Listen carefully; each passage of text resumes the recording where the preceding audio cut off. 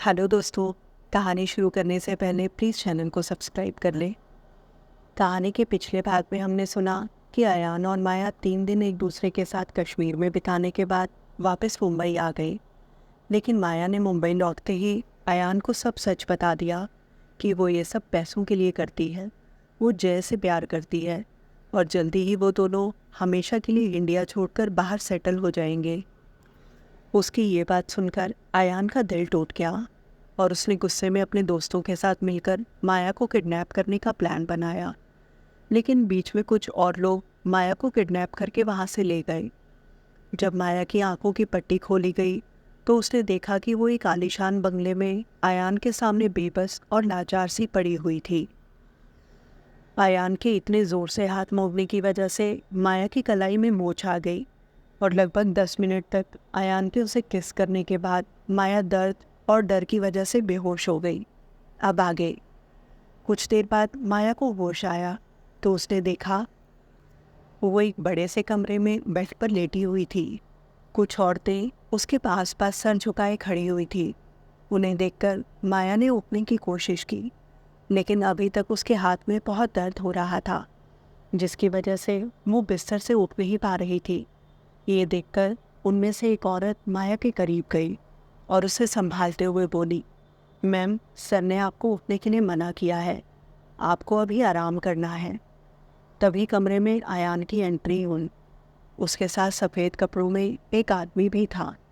अयान ने उससे कहा, चेक करो, इसके हाथ में कहीं कोई फ्रैक्चर तो नहीं। माया आंखें फाड़ फाड़ कर सबको देख रही थी। एक ही पल में उसके साथ ये सब क्या हो रहा था। वो चिल्लाते हुए बोली, खबरदार जो कोई मेरे करीब आया, मैं बिल्कुल ठीक हूँ, मुझे मेरे घर जाना है।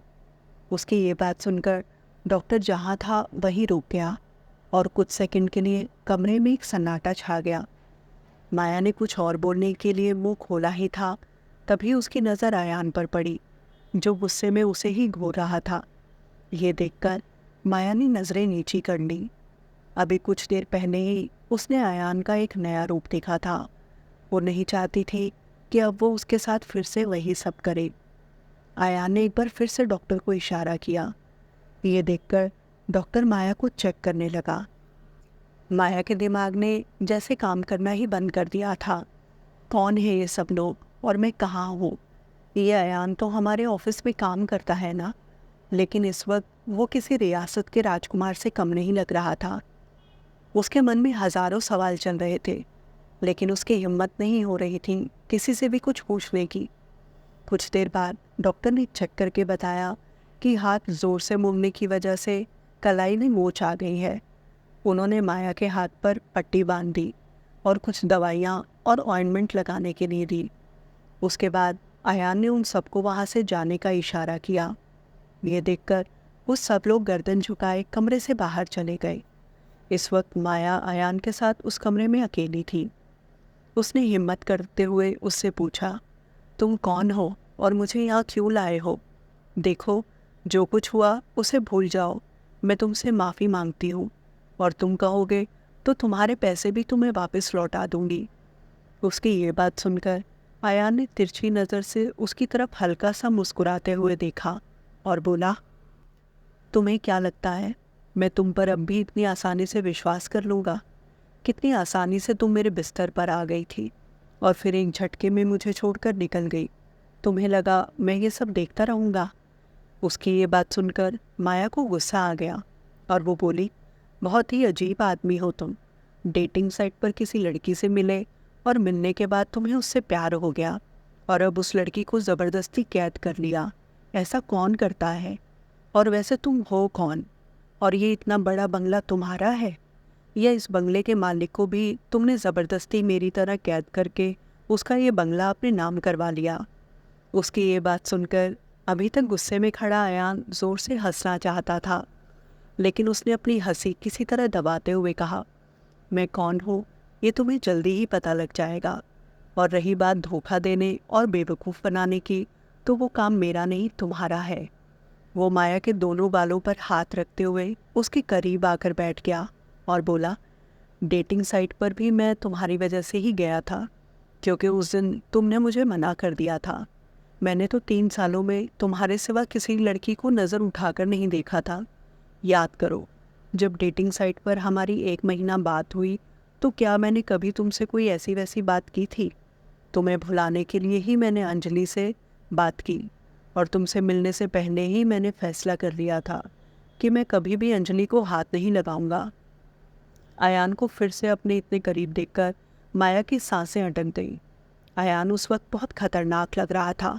वो बोला, लेकिन मेरी किस्मत देखो, जिस लड़की को भुलाने के लिए मैं उससे दूर जा रहा था, किस्मत ने मुझे फिर उसी लड़की से मिलवा दिया। उस वक्त भी मैंने खुद को रोकने की बहुत कोशिश की थी, लेकिन तुम मुझ पर अपनी अदाओं का जादू बिखेरती रही। आखिर कब तक मैं खुद को रोक पाता? मैं भी एक इंसान हूँ और तुमसे बेइंतहा प्यार करता था। उन 3 दिनों में मैं दिल से तुम्हें अपना मान चुका था। तुम्हारा हर दुख, हर तकलीफ मुझे अपनी लगने लगी थी। मैं नहीं जानता था तुम्हारे लिए वो सब एक खेल था, लेकिन अब और नहीं। मैं कोई खिलौना नहीं हूँ जिसके साथ तुम अपना दिल बहलाओगी और जब मन भर जाएगा तो छोड़कर निकल जाओगी। अयान की गहरी काली आंखों में उस वक्त माया के लिए गुस्से और नफरत के सिवा कुछ नहीं था। उसकी आंखों में देखकर माया की जैसे बोलती ही बंद हो गई। उसके चेहरे की घबराहट देखकर अयान ने उसके चेहरे से हाथ हटा लिए और उससे दूर जाकर खड़ा हो गया। माया के घबराने या डरने से उसे कोई फर्क नहीं पड़ रहा था। माया की आंखों से लगातार आंसू बह रहे थे। वो नजरें झुकाए धीरे से बोली, लेकिन अब तुम मुझसे चाहते क्या हो? अयान ने कहा, बहुत जल्दी ही बताऊंगा कि अब तुम्हें आगे क्या करना है। अभी तुम सिर्फ आराम करो और कोशिश करना कि अब तुम्हारे चिल्लाने की आवाज़ दोबारा इस कमरे से बाहर ना जाए, वरना अगली बार बोलने के काबिल नहीं रहोगी। ये बोलकर वो कमरे से बाहर चला गया। माया ज़ोर ज़ोर से रोना चाहती थी, चीखना चिल्लाना चाहती थी, लेकिन वो मजबूर थी। इस वक्त उसके हाथ में कुछ भी नहीं था। रात में वो औरत जिसका नाम शालिनी था कमरे में आई। उसके हाथों में खाने की थाली थी। उसने थाली माया की तरफ बढ़ाते हुए कहा, मैम ये खाना खा लीजिए। माया ने उसे गुस्से में घूरते हुए कहा, मुझे कोई खाना नहीं खाना, और वैसे भी कैसे खाऊं अपने इन टूटे हुए हाथों से। उसकी ये बात सुनकर वो औरत चुप हो गई और वहाँ से चली गई। अयान कैमरे में से ये सब देख रहा था। उसे माया पर गुस्सा आ रहा था। वो सोच रहा था, ये लड़की खाना क्यों नहीं खा रही? खाने से क्या दुश्मनी है? रात के 11 बज चुके थे। खाना वहीं पड़ा पड़ा ठंडा हो गया। माया गुस्से में बेड पर लेटी हुई थी, लेकिन अब उसे भूख महसूस होने लगी थी। उसने हल्की सी एक नज़र खाने पर डाली। तरह तरह की वैरायटी की काफ़ी सारी चीज़ें एक बड़े से थाल में सजाकर उसके सामने रखी हुई थी। ये देखकर एक बार को तो उसका मन ललचा गया, लेकिन अगले ही पल उसकी नज़रें अपने हाथों पर पड़ी और उसने गुस्से में अपनी नज़रें फेर ली। काफ़ी वक्त बीत चुका था। माया सोने की कोशिश कर रही थी, लेकिन भूख की वजह से उसे नींद नहीं आ रही थी। तभी उसने कमरे में इधर उधर देखा और फिर किसी तरह अपने हाथों से खाना खाने की कोशिश करने लगी। वो नहीं जानती थी कि अयान एक पल के लिए भी कैमरे से दूर नहीं गया था। माया को खाना खाते देख अयान के चेहरे पर मुस्कुराहट आ गई और वो खुद से ही बोला, नौटंकी कहीं की। लेकिन तभी उसने देखा कि हाथों में पट्टी बंधी होने की वजह से माया को खाना खाने में बहुत मुश्किल हो रही थी। वो तुरंत वहाँ से उठकर माया के कमरे में जाने लगा। कुछ ही कदम चला था कि अचानक उसे याद आया कि माया ने उसके साथ क्या क्या किया था। वो सब याद करके अयान के चेहरे की मुस्कुराहट गायब हो गई और वो खुद से बोला, तुम्हें अपने किए की सज़ा तो भुगतनी ही होगी माया। मैं तुम्हारे लिए इतना नरम नहीं पड़ सकता। अगले कुछ दिन जब तक माया का हाथ ठीक नहीं हुआ, डॉक्टर हर रोज़ उसका चेकअप करते और उसकी ज़रूरत की सभी चीज़ें उसके कमरे में पहुंचा दी जाती। वो ना चाहते हुए भी उस कैद में रहने के लिए मजबूर थी। 2 औरतें जिनका नाम शालिनी और मधु था, उनकी ड्यूटी हर वक्त माया के कमरे के बाहर रहती। जब भी वो किसी चीज़ की ज़रूरत पड़ती उसे, तो वो दोनों तुरंत उसके सामने हाजिर हो जाती थी। एक दिन दोपहर के वक्त उसने मधु को काम के बहाने अपने कमरे में बुलाया और बोली, कई दिन हो चुके हैं मुझे इस कमरे में रहते हुए, मेरा यहाँ दम घुटता है। क्या तुम मुझे कुछ देर के लिए यहाँ से बाहर लेकर चलोगी? उसकी ये बात सुनकर मधु ने कहा, मैम हमें सर की परमिशन के बिना कुछ भी करने की इजाज़त नहीं है।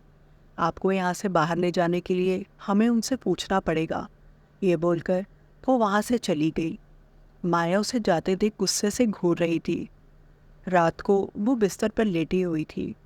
अचानक एक जानी पहचानी कदमों की आहट सुनकर वो उठ खड़ी हुई। उसे देखा अयान उसके सामने खड़ा था। उसे अकेला देखकर माया एक पल के लिए घबरा गई। अयान उसके करीब आया और उसके दोनों हाथों को अपने हाथों में लेकर गौर से देखने लगा। ये देखकर माया की जैसे सांसें ही अटक गईं। उसने अपना हाथ छुड़वाते हुए कहा, ये क्या कर रहे हो तुम? दूर रहो मुझसे। खबरदार, जो मेरे साथ कोई ज़बरदस्ती करने की कोशिश की। तुम एक पागल आदमी हो जिसने मुझे ज़बरदस्ती कैद कर लिया है। जाने दो अब मुझे। अयान, जो सिर्फ माया के हाथों को चेक कर रहा था कि अब वो ठीक है या नहीं, लेकिन अब माया की बातों ने उसे इरिटेट कर दिया था और उसने माया को कसकर अपनी बाहों में भर लिया और बोला, क्या सच में तुम्हें मेरे हाथ लगाने से दिक्कत हो रही है?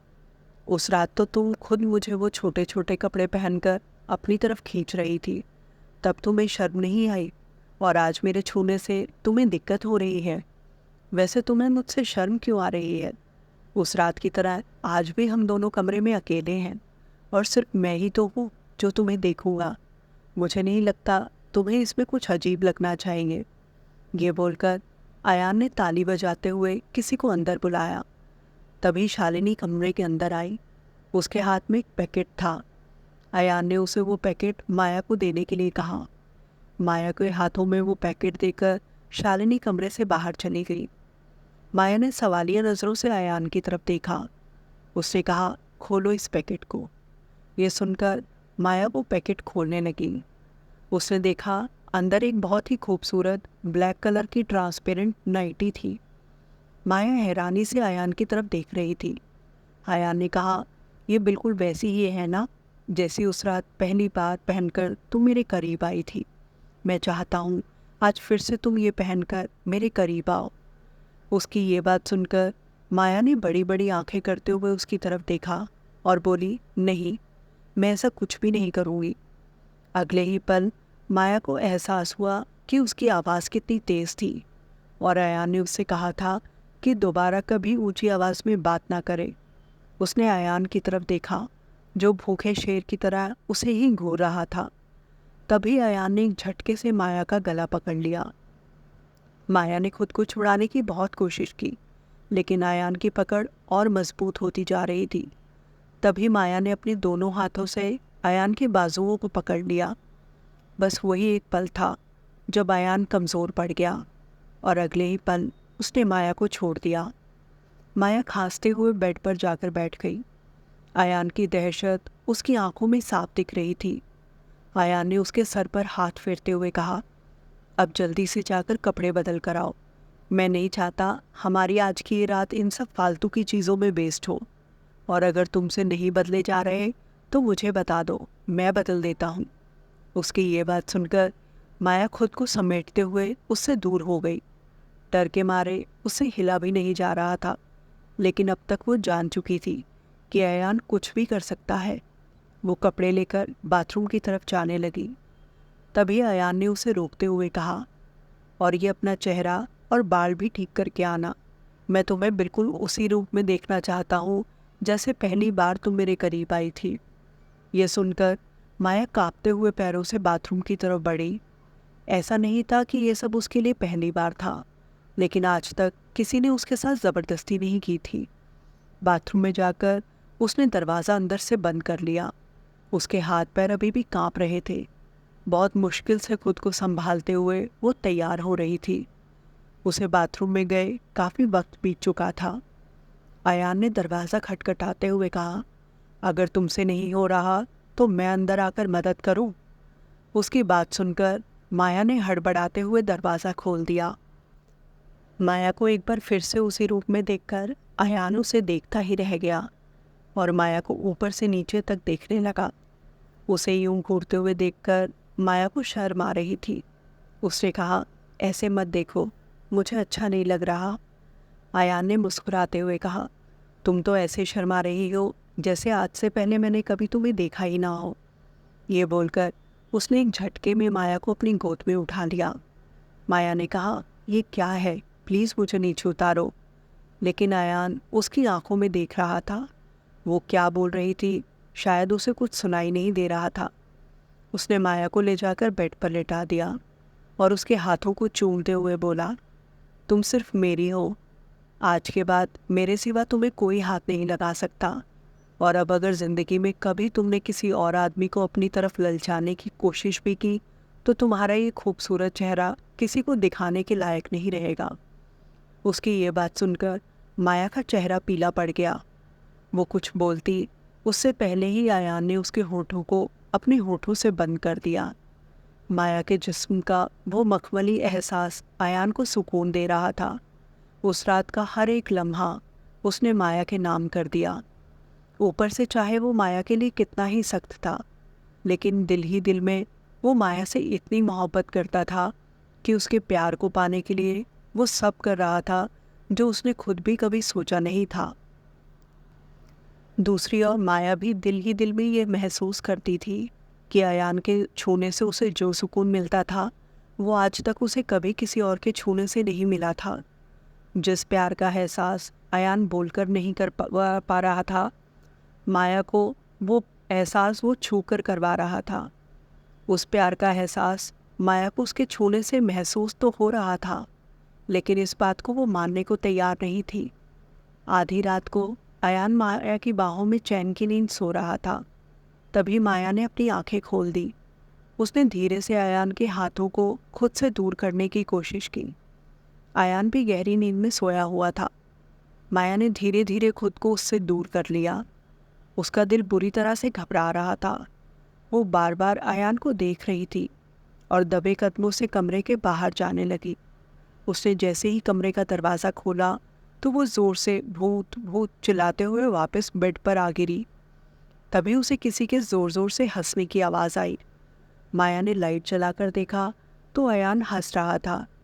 डर की वजह से माया के चेहरे पर पसीना आ गया था। तभी अयान ने उसका हाथ अपनी तरफ खींचते हुए कहा, कोई भूत वूत नहीं है। मेरे ही बोलने पर मेरे 2 बॉडीगार्ड रात के वक्त कमरे के बाहर मुखौटा पहनकर पहरा दे रहे हैं। उसकी ये बात सुनकर माया को बहुत गुस्सा आया। वो मन ही मन उसे गालियाँ दे रही थी कि ये सच में कोई सनकी पागल आदमी ही है, वरना ऐसा कौन करता है। तभी अचानक अयान सीरियस होते हुए बोला, इतनी मेहनत करने के बाद भी तुम्हें नींद नहीं आ रही? लगता है एक और बार मेहनत करनी पड़ेगी। उसकी ये बात सुनकर माया अपना हाथ छुड़ाते हुए तुरंत कंबल में जाकर दुबक गई और अपनी आंखें बंद कर ली। ये देखकर अयान भी चेहरा घुमाकर हंसने लगा और लाइट्स बंद करके माया को अपनी बाहों में लेकर सो गया। सुबह जब माया की नींद खुली तो उसने देखा अयान कमरे में नहीं था और बाथरूम का दरवाज़ा भी खुला हुआ था। इसका मतलब अयान बाथरूम में भी नहीं था। ये देखकर माया ने चैन की सांस ली। तभी उसकी नज़र अपने हाथ पर गई। उसने देखा उसके हाथ में एक बहुत ही खूबसूरत डायमंड का ब्रेसलेट था। छोटे छोटे डायमंड्स के बीच एक बहुत ही बड़ा ग्रीन कलर का डायमंड लगा हुआ था। देखने में बहुत ही खूबसूरत और कीमती लग रहा था। माया ने आज से पहले इतनी महंगी ज्वेलरी कभी नहीं पहनी थी। तभी उसने देखा कि उसके तकिए के पास एक कागज़ भी रखा हुआ था। माया ने वो कागज़ उठाया और पढ़ने लगी। उसमें लिखा था, ये तोहफ़ा कल रात मेरे साथ बिताने के लिए था। तुम्हारी ज़िंदगी की हर रात मेरे साथ बिताने के लिए हर रोज़ एक ऐसा ही तोहफ़ा तुम्हें बिना कहे मिल जाएगा। ये पढ़कर माया हैरान रह गई। क्या हर रात अयान उसे इतने ही बेशकीमती तोहफे देने वाला था? ये सोचकर उसके चेहरे पर खुशी आ गई। वो सोच रही थी कि अब उसे वो नौकरी नहीं करनी पड़ेगी और ना ही उसे अब किसी और आदमी से मिलना ही पड़ेगा। लेकिन तभी अचानक उसे जय का ख्याल आया कि वो तो जय से प्यार करती है, लेकिन कैसे आज एक ही रात अयान के साथ बिताकर वो कुछ पलों के लिए जय को भूल गई। ये सोचकर उसे खुद पर हैरानी हो रही थी। तभी दरवाजे पर किसी ने दस्तक दी। माया खुद को कंबल में छिपा रही थी क्योंकि अभी भी उसके कपड़े उसके शरीर पर नहीं थे। वो नहीं चाहती थी कि कोई उसे इस तरह देखे। माया ने उसे अंदर आने को कहा।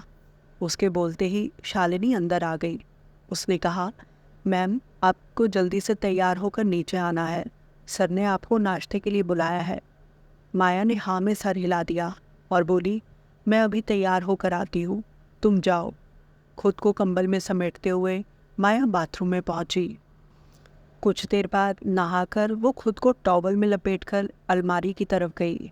उसने देखा जो ड्रेस उसने इतने दिनों में पहनी थी, अब उनमें से कोई भी ड्रेस वहाँ नहीं थी। उसकी जगह नई डिज़ाइनर ड्रेस वहाँ रखी हुई थी। ये कपड़े उससे भी ज़्यादा खूबसूरत थे जैसे वो पहना करती थी। अयान जानता था कि माया कैसे कपड़े पहनती है और उसे क्या पसंद है, इसलिए उसे सब कुछ वैसे ही अरेंज किया था जैसे माया को पसंद था। ये देखकर माया खुश हो गई और तुरंत उनमें से एक खूबसूरत सी ड्रेस पहनकर तैयार हो गई। वो ये देखकर हैरान थी कि वो कपड़े बिल्कुल उसी की फिटिंग के थे, मानो किसी ने उसका नाप लेकर ही बनवाए हों। कुछ देर बाद तैयार होकर वो नीचे खाने के लिए पहुंची। उसने देखा डाइनिंग टेबल खाने की अलग अलग चीज़ों से भरा हुआ था। इतनी सारी डिशेस देखकर माया ने मुस्कुराते हुए कहा, आज कोई दावत है क्या? उसकी ये बात सुनकर आसपास खड़ा सारा स्टाफ मुस्कुराने लगा। अयान ने उसे बैठने का इशारा करते हुए कहा, चुपचाप बैठकर नाश्ता करो। उसकी ये बात सुनकर माया मुंह बनाते हुए कुर्सी पर बैठ गई। उसने थोड़ी थोड़ी करके वहाँ रखी सारी डिशेस अपनी प्लेट में भर ली। ये देखकर स्टाफ के साथ साथ अब अयान भी अपनी हंसी रोक नहीं पाया, लेकिन माया का ध्यान सिर्फ अपने खाने पर था। कुछ देर बाद पेट भर के खाना खाने के बाद उसने काफ़ी सारा खाना प्लेट में ही छोड़ दिया और बोली, बस अब और नहीं खाया जाएगा। वो अभी खाना ख़त्म करके बैठी ही थी कि तभी अयान ने एक फ़ाइल उसके सामने रख दी और बोला, इसे ध्यान से पढ़कर साइन करो। माया बिना उस पर ज़्यादा ध्यान दिए बेपरवाह सी होकर पढ़ने लगी, लेकिन जैसे जैसे वो डॉक्यूमेंट पढ़ रही थी, उसके चेहरे की परेशानी भी बढ़ती जा रही थी। उसे पूरा पढ़कर वो अयान की तरफ गुस्से से देखने लगी और बोली, क्या बकवास है ये सब? मैं अगले 1 साल तक तुम्हारे साथ रहूँगी? कभी नहीं। तुम जानते हो मैं तुमसे प्यार नहीं करती। इतने दिन तक मुझे ज़बरदस्ती अपने साथ नहीं रख सकते तुम। एक बार फिर माया भूल गई थी कि उसकी आवाज़ बहुत ऊंची हो गई थी और पूरे हॉल में गूंज रही थी। अगले ही पल उसने अपने आसपास नज़रें दौड़ाई तो उसने देखा कुछ लोग गन लेकर उसे निशाना बनाए खड़े हुए थे। माया समझ चुकी थी कि ये सब मजाक नहीं था। अगर उसने इन डॉक्यूमेंट पर साइन नहीं किया तो अगले ही पल अयान के एक इशारे पर उसके ये बॉडीगार्ड उसके साथ कुछ भी कर सकते हैं। यह सोचकर अचानक उसके चेहरे के एक्सप्रेशंस बदल गए और वो मुस्कुराते हुए अयान से बोली, 1 साल ज़्यादा लंबा टाइम नहीं हो जाएगा? अगर हम इसे कुछ कम कर लें तो? अयान अब भी गुस्से में उसे घूर रहा था। उसने पेन को माया की तरफ बढ़ाते हुए कहा, अब बिना किसी सवाल जवाब के इस पर साइन करो। माया समझ चुकी थी कि उसके पास ना बोलने का कोई ऑप्शन नहीं है, इसलिए उसने ना चाहते हुए भी उन डॉक्यूमेंट्स पर साइन कर दिए। दूसरी तरफ जय ने ऑफिस में जाकर हंगामा खड़ा कर दिया था, क्योंकि जिस दिन से माया घर नहीं पहुंची थी उसी दिन से अयान भी ऑफिस नहीं आ रहा था। तभी उसने आकाश का कॉलर पकड़ते हुए कहा, सच सच बता, अयान कहाँ लेकर गया है माया को? मैं जानता हूँ वो उसी के साथ है। उसकी ये बात सुनकर ऑफिस के सब लोग हैरान रह गए। सब लोग आपस में बातें कर रहे थे। तभी 4 लोग ब्लैक कलर के कपड़े पहने ऑफिस के अंदर आए। वो लोग कमांडो जैसे लग रहे थे। उनमें से एक आदमी ने जय के कान पर गन रख दी और उसे बाहर ले गए। ये सब देखकर जय के होश उड़ गए। नीरज और आकाश भी एक दूसरे की तरफ देख रहे थे। अपने कैबिन के बाहर खड़ा उनका बॉस राजीव ये सब देखकर अब भी बिल्कुल शांत खड़ा था। उसके चेहरे पर एक हल्की सी मुस्कुराहट थी। ये देखकर सबको बहुत अजीब लगा। तभी उसने कहा, कुछ नहीं हुआ है, सब लोग अपने काम पर ध्यान दो। ये बोलकर वो भी वापस अपने कैबिन में चला गया। कोई कुछ समझ नहीं पा रहा था कि अभी अभी ऑफिस में वो सब क्या हुआ था। वो 4 लोग जय को एक गाड़ी में बिठाकर अपने साथ ले गए और उसके मुंह में गन डालते हुए कहा, आज के बाद अगर माया मैम का नाम भी अपनी ज़ुबान से लिया तो दोबारा कुछ और बोलने के लिए ज़िंदा नहीं बचोगे। डर के मारे जय की हवाइयाँ उड़ रही थी। उसने बिना कुछ सोचे हाँ में सर हिला दिया कुछ देर बाद वो लोग एक सुनसान हाईवे पर जय को उतारकर वहाँ से चले गए। जय वहाँ अकेला खड़ा सोच रहा था, माया मैडम कब से हो गई और ये लोग कौन थे? क्या माया किसी साजिश में फंस गई है या वो औरों की तरह मेरे साथ भी कोई गेम खेल रही है? जय अपने ही उधेड़बुन में लगा हुआ था। दूसरी तरफ माया अपने कमरे में बैठी सोच रही थी कि उन 3 दिनों ने उसकी ज़िंदगी एक पल में कितनी बदल दी। वो तो एक बहुत ही साधारण परिवार से थी। पैसों की किल्लत और माँ और जय के लालच ने ही तो उसे इस दलदल में धकेल दिया था। लेकिन उसके ख्वाब इतने बड़े नहीं थे। वो तो बस जय के साथ शादी करके यहाँ से कहीं दूर अपनी एक छोटी सी दुनिया बसाना चाहती थी। लेकिन अब वो अगले 1 साल के लिए आयान के हाथ की कठपुतली बनने वाली थी और उसके पास ना बोलने का कोई ऑप्शन भी नहीं था। कुछ देर सोचने के बाद उसके चेहरे पर एक मायूसी भरी मुस्कान आ गई और वो खुद से ही बोली, लगता है मैं इसे कुछ ज़्यादा ही पसंद आ गई हूँ और 1 साल तक मेरे साथ रहने के बाद जब इसका मन भर जाएगा तो ये मुझे छोड़ देगा। देखते हैं माया ये किस्मत तुझे कहाँ लेकर जाती है। ये बोलकर उसने एक लंबी सांस ली और अपनी आंखें बंद कर ली। अगली हर एक रात उसका काम आयान को खुश करने का था, जिसके बदले वो हर सुबह उसके जागने से पहले कोई ना कोई कीमती तोहफा